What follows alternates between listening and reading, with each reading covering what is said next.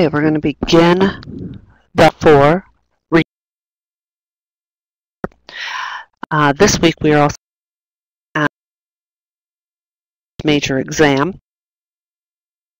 So I will be having a that coming up for the week so everybody can get it done as quickly. Basically. Let's see.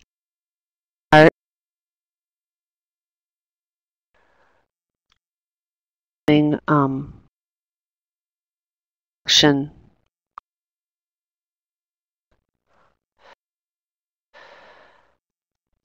Okay. I'm going to try this again. Cancel that.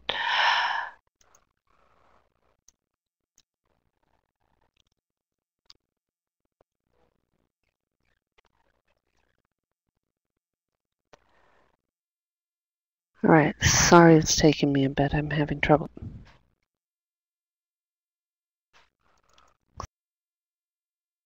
Decent. Some of them don't. Here we go. This is going to be a little bit about blood collection. Pardon me. Equipment and what you need to know about it. So since we're in recording mode, I won't take the time to pause a lot and ask for questions session, but it will be recorded. PowerPoints that are embedded.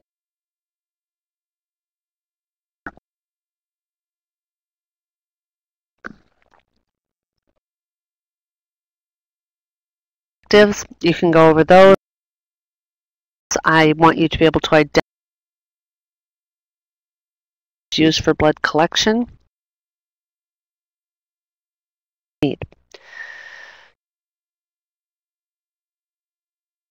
Antiseptics and antiseptics are substances prevent on the surface or prevent sepsis. Basically talk about like isopropyl alcohol, iodine, chlorohexidine. That's used oftentimes in blood. So please note antiseptics. I don't want you to. These are chemicals used on the skin. Environmental Protection Agency, primarily to kill of equipment. So them in mind that not for use on your skin. Straight. Here's some more my supply list. I'm not in every piece, but here, a brief picture. Equipment to write with. You want a sharps container and everything. Draw. Tubes and additives.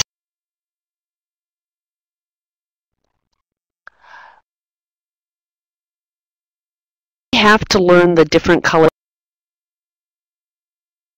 because depending on what the whether it has an what kind of additive there is. We for a written assignment last week. We talked about if I versus would I have plasma or serum? An announcement posted last week.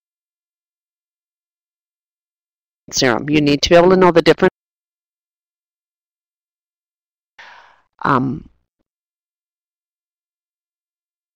Colored tubes, plastic anticoagulant in the tube, of not having one. These anticoagulants more than keep the blood from clotting, extend the life after collection. We're going to go through some tubes here. I just want you to know these tubes that you use in your facility, meaning every uses a little bit different vendors. So I'll just, the first yellow top tubes, culture vials. And I want to show you these two are blood culture bottles. They both have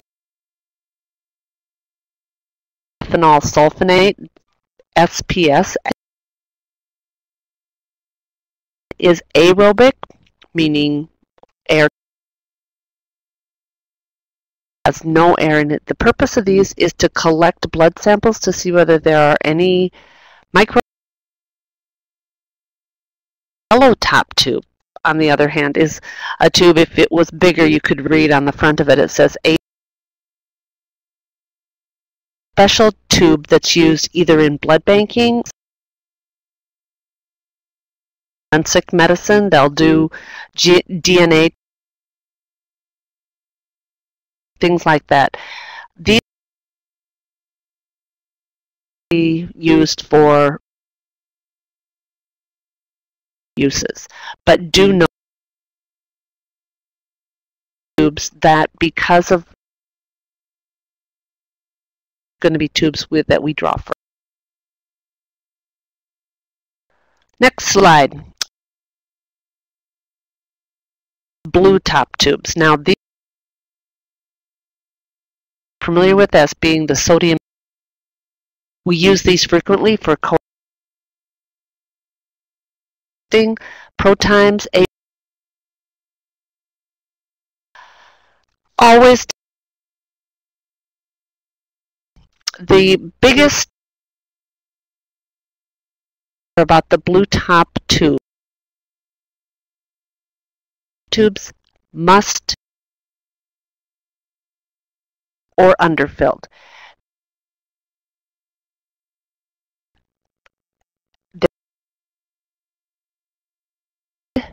In there, the sodium is actually in liquid, and it would dilute the filled adequately. And if it was overfilled, anticoagulant. So this tube, more than any today, is exactly as it is intended. This red top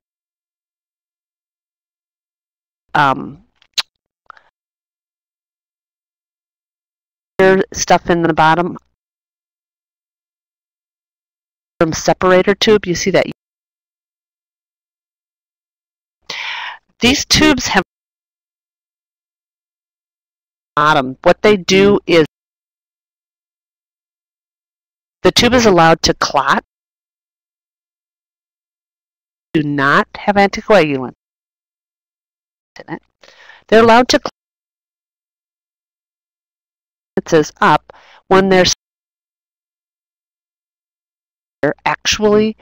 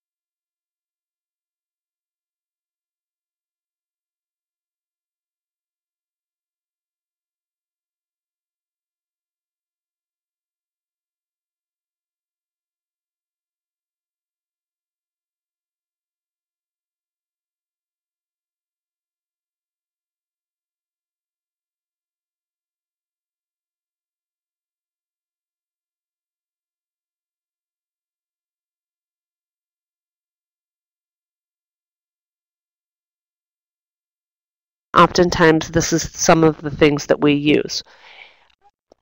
We will ask a patient to state their name and date of birth. If they're unable to, we will use the wristband, we will use nursing staff, but what we must be sure is that that identification and the one on our middle initial cannot be off.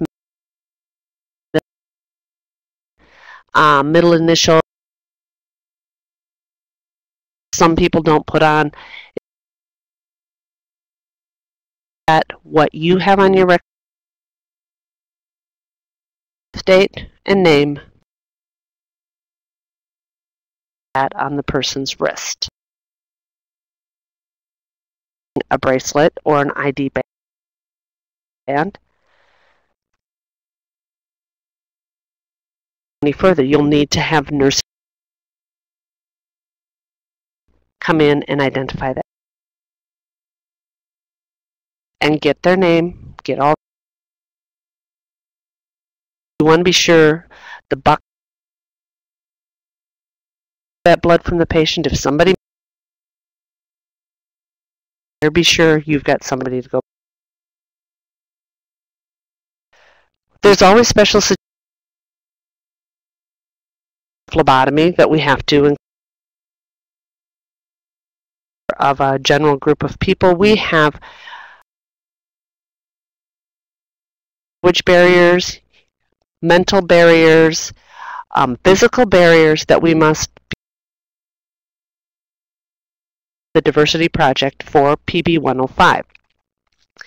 You're obviously going to ID a clinic or an outpatient that walks in. You're going to be able to identify them verbally, have them state. If you're working in a very large facility, you will have the emergency unidentified white female or unidentified time in emergencies, and that's what we have to go with. We're not going to wait around until somebody identifies them. Want to go through that some testing, obviously things like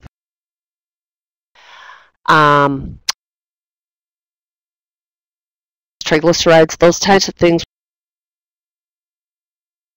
fasting, are drawing one of the tests that fasting test. I want to write on the requisition or put as a non-fasting sample. If I forgot and I ate breakfast today, because we don't want the doctor to it's a known diabetic if they were candy bar before they came in, significantly skewed. Needs to know this is a non-fast. Always be aware of 10 in today's world as it was.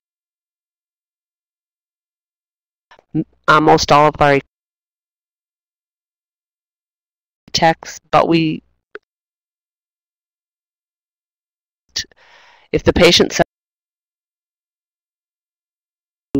I frequently say, do you have any allergies or stuff? Some people are allergic to betadine. That's a antiseptic. If you find anything, document it, and obviously you're going to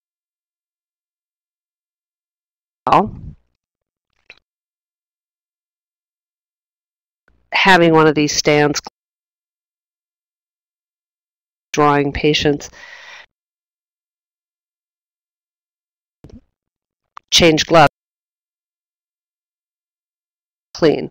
This is just an alcohol-based sanitizer. Nothing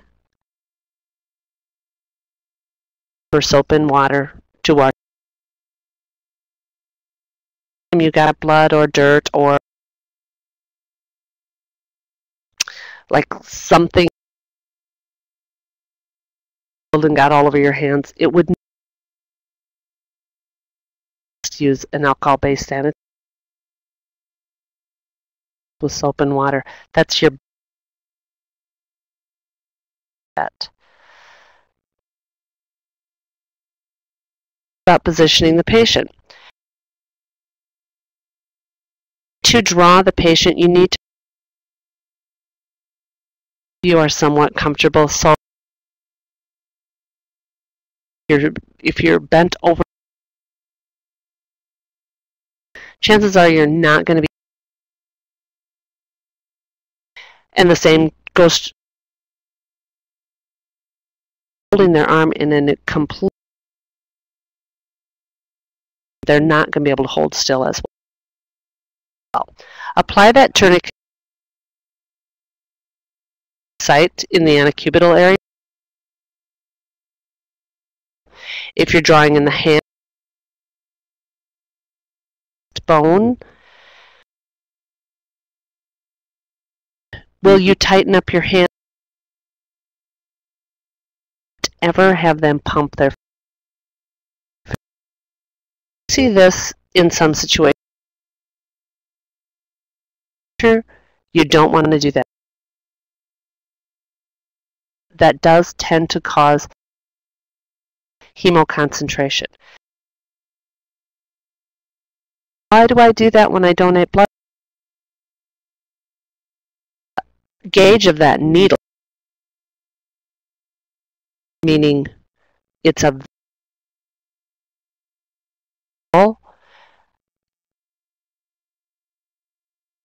broken up and there's not going to be concentration that takes place in the skin under the skin because that large needle so quickly.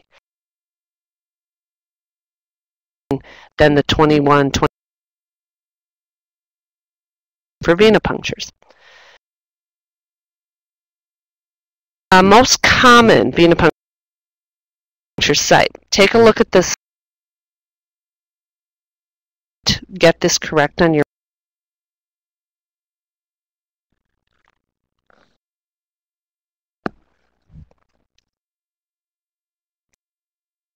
I looked in the book and I didn't think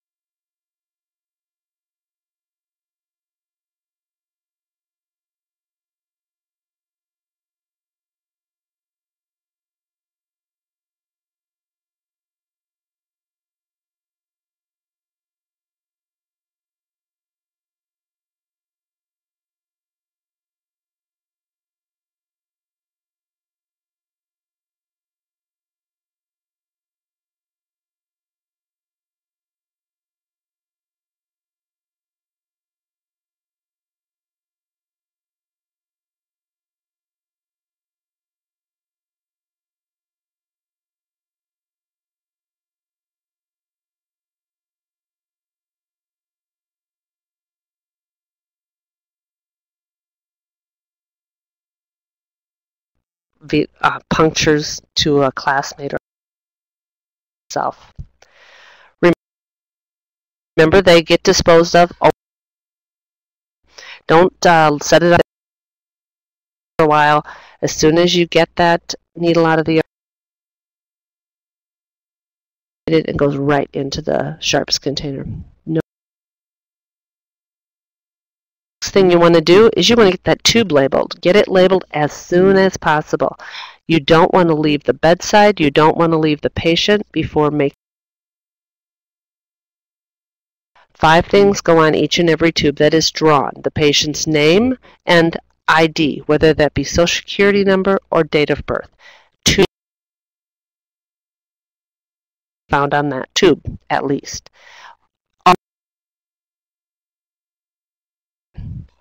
As well as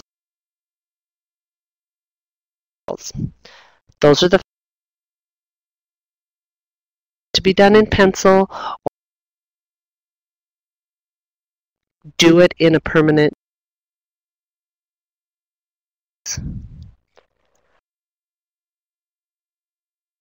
Or comment on that is if labels as this is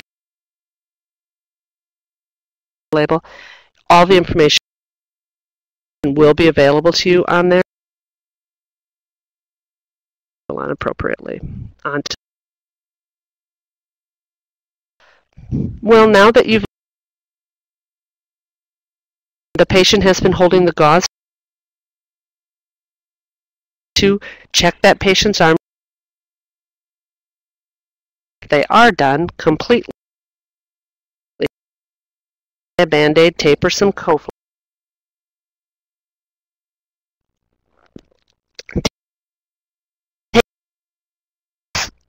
Possible if they should start,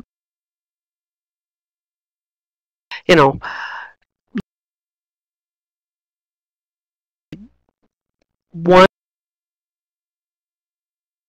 that they might want to keep an eye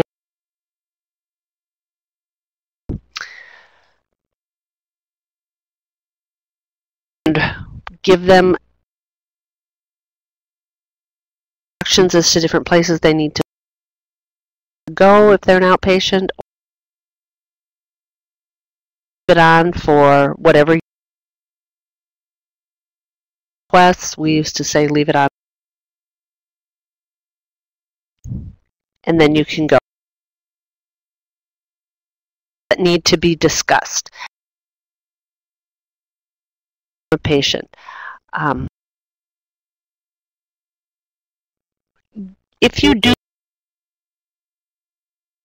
attempt, it's important to wait that situation.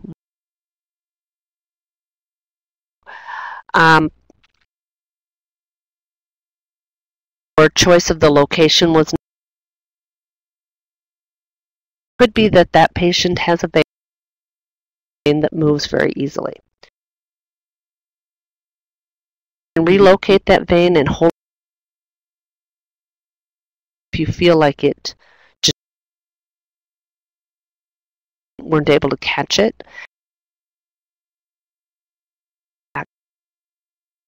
As I tell my students, just like a balloon on a pencil, where you're all you want.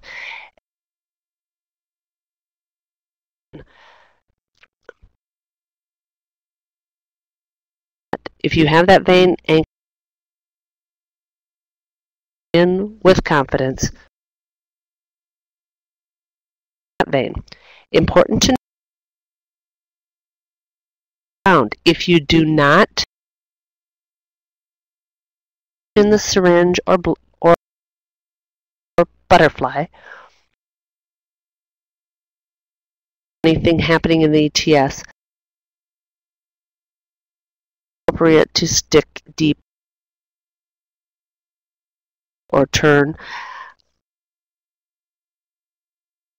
which can happen in the antecubital area. All kinds of things that can go in that area. You definitely So don't probe. If you time, it's time to someone else. So 2 is your magic number. There I have that if you're the only one working night, got to give it another shot. But LSI does recommend. If you can't, that's another situation that hospital frequently because they've gone for another test. The nurse's station let them know as soon as the patient's back to his room. This blood work done. Do have the right to refuse. Really discourage. It's good to poking them just to something to do. We're poking them. The doctor finds as them appropriately. It's not because we want to do it. The information to be treated. So try to talk them down a little. Saying no, no, no. Often, if you approach the patient compassionately, they will let you go because they have to have the test done. I had to ask with me a little bit with some, but for the most part, something we see. Whenever you're patient or a capillary stick, it's very insurance procedure facility.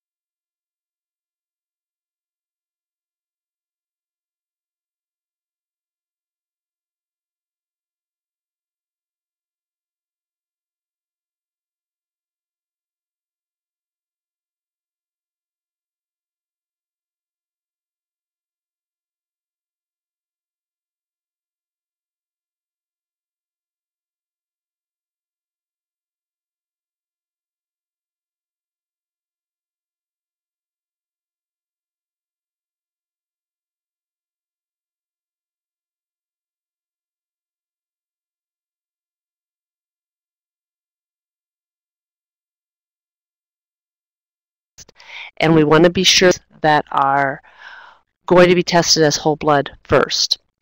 CLSI skin punctures or capillary sticks will use a different order of draw, and we will be talking about that as we move forward. You can see these are the little microtainers that we use for capillary sticks, and we need to be sure that we understand for those, our fingers or our capillary punctures are going to clot off very quickly, so any test that's done on whole blood, like any test for hematology, must be drawn first. Any tubes that need to be tested as whole blood need to be done first. The other tubes can be drawn after that. This concludes the 2 PowerPoints for week 6